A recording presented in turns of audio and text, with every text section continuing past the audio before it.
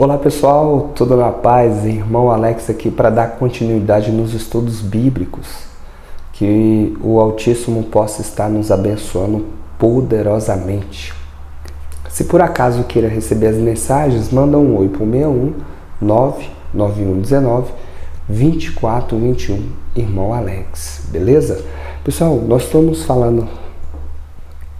vendo esse livro, né? O Cristianismo através do século, uma história da igreja cristã. O pessoal traz umas informações bacanas. E nós vamos falar sobre a origem do deísmo. Eu fiz um outro vídeo, né, falando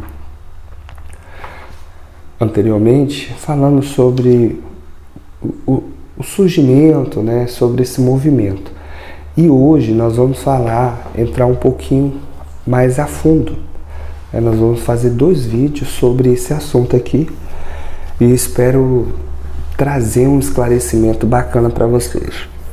A princípio é um movimento que eles tentam de todas as formas desacreditar no que está escrito na Bíblia, tanto no Antigo Testamento como no Novo Testamento, com relação a milagres, com relação a muitas coisas. Eu não vou falar não, vamos ler aqui que você vai entender. Vamos lá então. A origem do deísmo. Vários fatores contribuíram para o surgimento do racionalismo no século XVII.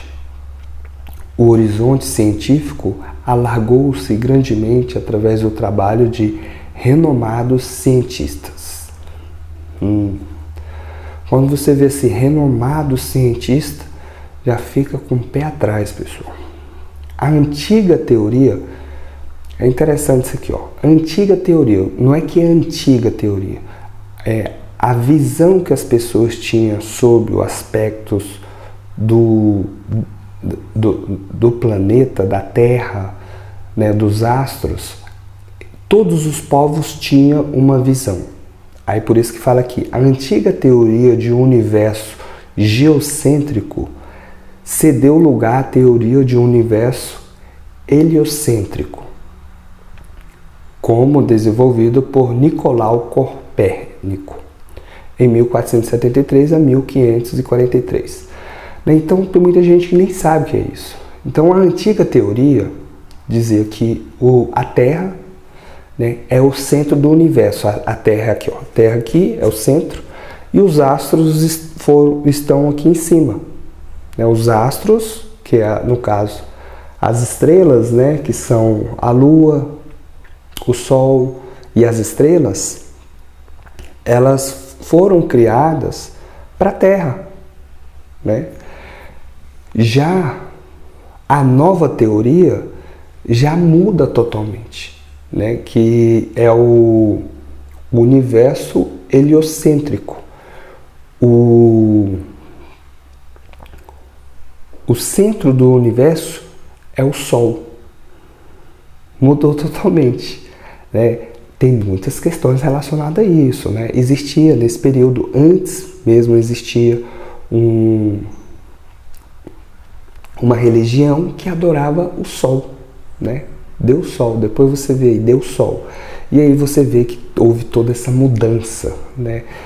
Que tinham povos antigos e eles adotaram. Então vamos lá então.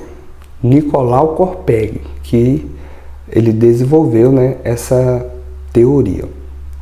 E popularizada por Galileu Galilei, em 1564 a 1642. Então, um criou, o outro começou a divulgar isso aí, né?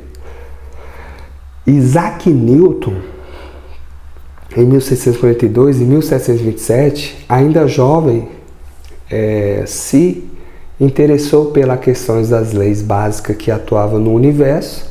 Em 1686, escreveu os princípios matemáticos em que desenvolveu a teoria da lei da gravidade, que daria a chave para unificar os fenômenos da física.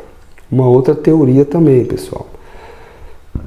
Além de ser substituída pelo conceito darwiniano do crescimento biológico, o princípio da lei natural feita tido como básico.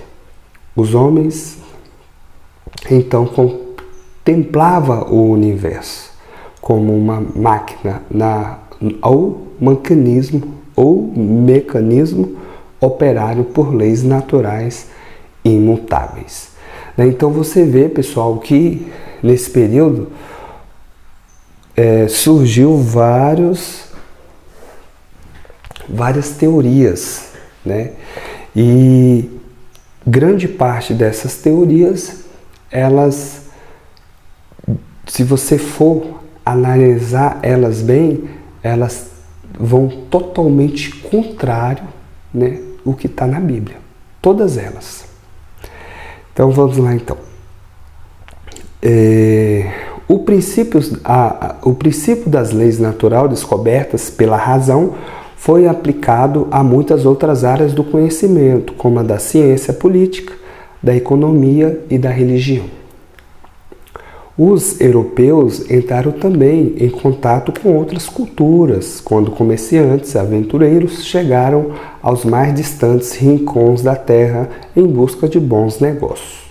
As descobertas da religião não cristã sacudiu a Europa e os estudiosos começaram a compará-la com o cristianismo. Como encontraram semelhanças nos princípios, muitos começaram a indagar se não havia uma religião natural básica para todos os homens, independentemente da Bíblia ou de sacerdotes.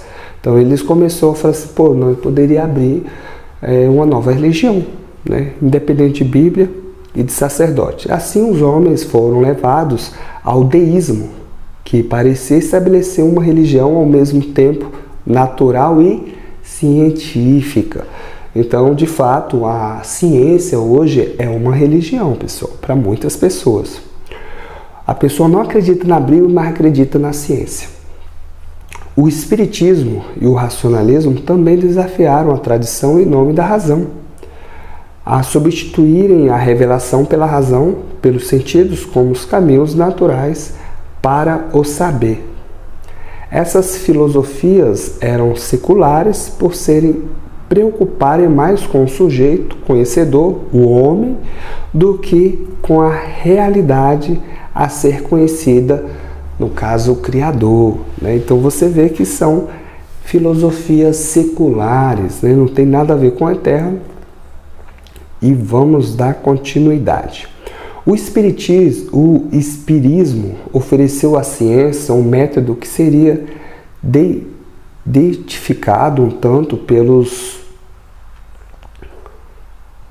positivistas e pragmatistas.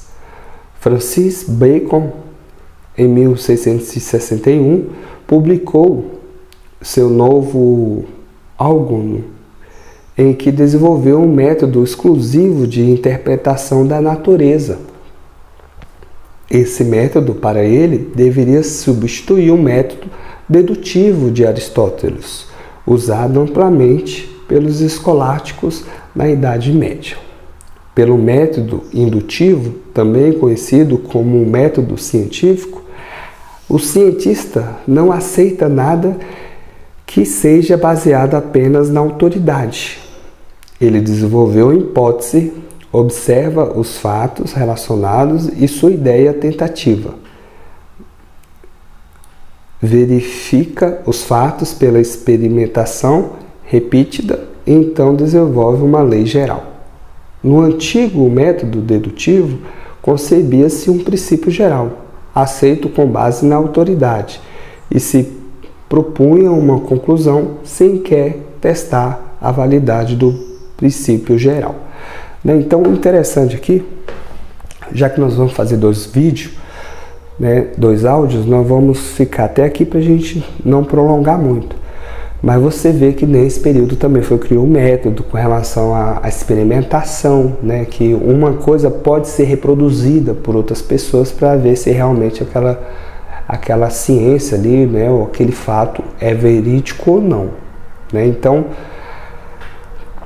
a importância de nós sabermos sobre esse movimento vai fazer a gente compreender muitas coisas com relação à cosmovisão, principalmente a cosmovisão. Essa mudança ali que teve do geocêntrico para a teoria heliocêntrico, isso aí, pessoal, ela vai desfazendo todo o pensamento bíblico de Gênesis. Quando você lê Gênesis, você tem a ideia que o universo é geocêntrico. E todos os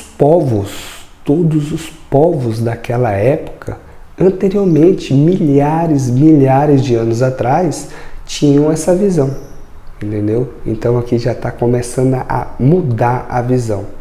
Infelizmente mudou. Hoje, em grande parte das pessoas tem um pensamento heliocêntrico do universo, né? Totalmente distorcido da história antiga, da Bíblia e da verdade. Beleza? Então, vamos fazer um próximo vídeo. Que o Eterno possa estar nos abençoando grandemente. Um abraço.